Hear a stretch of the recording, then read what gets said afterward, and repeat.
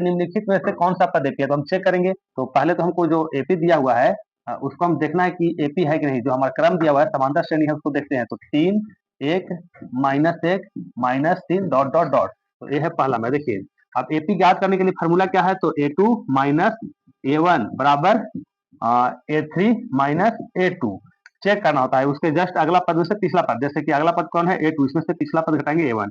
अगला पद क्या है A3, इसमें से पिछला पद घटाएंगे A2 और देखेंगे कि दोनों बराबर है तो एपी में हो जाएगा। तो A2 है हमारे पास 1 और माइनस ये कितना हो जाएगा 3 बराबर A3 कितना है -1 और ये क्या है A2, तो माइनस तो फॉर्मूला में है तो लिखना पड़ेगा और एक इसका मान कितना है 1।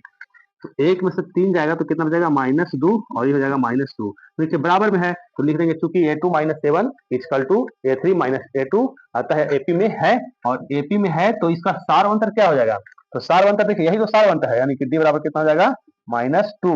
और जब डी का मान -2 आ गया तो हमको कह रहा है कि इनके 3 पद लिखिए।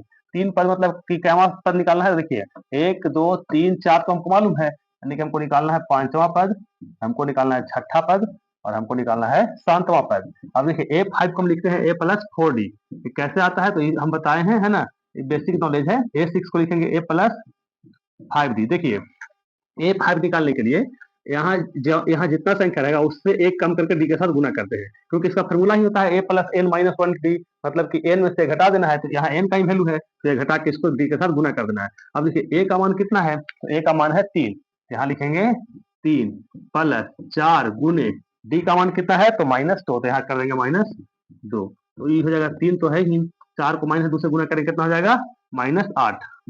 अब 3 में से माइनस आ जाएगा तो कितना बचेगा -5, एक तो आ गया।